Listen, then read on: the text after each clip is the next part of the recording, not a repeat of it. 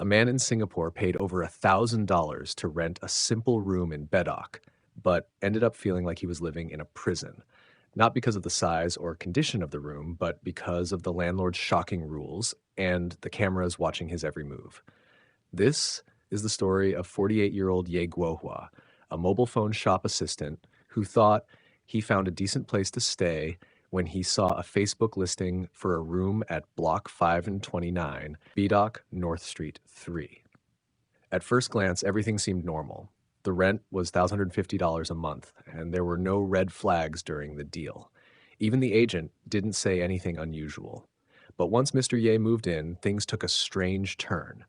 The landlord, who wasn't mentioned by name, had listed more than 20 house rules, and we're not talking about typical rental agreements here. These were extreme rules that made daily life very stressful. Mr. Ye was told not to use his phone or talk loudly in the living room. The washing machine? Can only use it on Fridays. After showering, he had to pick up every strand of hair from the floor. Even personal shampoo and body wash couldn't be left in the bathroom.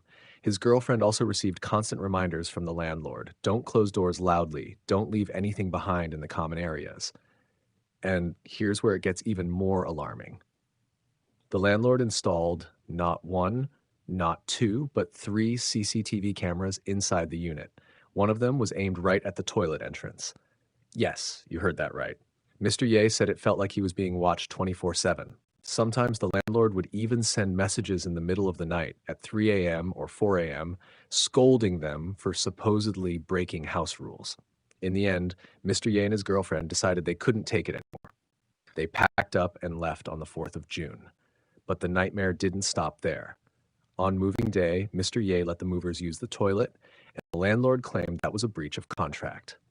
Because of that, Mr. Ye only got half of his deposit back, about $500. The landlord argued that technically, the entire deposit should have been forfeited. And it wasn't just Mr. Ye. Another former tenant, a man named Mr. Liu, also shared his experience with the same landlord. He and his wife moved into the same flat in March and were overwhelmed by the strict rules and constant surveillance. Mr. Liu said his wife even had nightmares about the landlord, waking up in fear during the night. The stress became too much, and they moved out in early June as well. This situation raises some big questions. Should landlords be allowed to install surveillance cameras inside shared spaces without clear consent?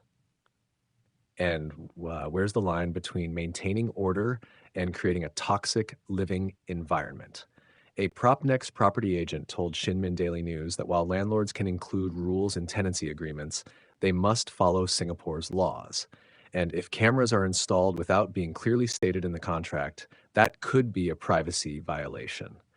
Tenants are advised to always read the lease carefully and clarify any unclear terms before signing. Agents should also step in to mediate disputes, especially when things get out of hand. So, what do you think? Would you tolerate living in a rental where you can't even turn on the living room light or keep your shampoo in the toilet? And more importantly, should there be stronger protections in place for tenants dealing with extreme landlords? If you find this interesting, don't forget to like, share, and subscribe to our channel, 2230.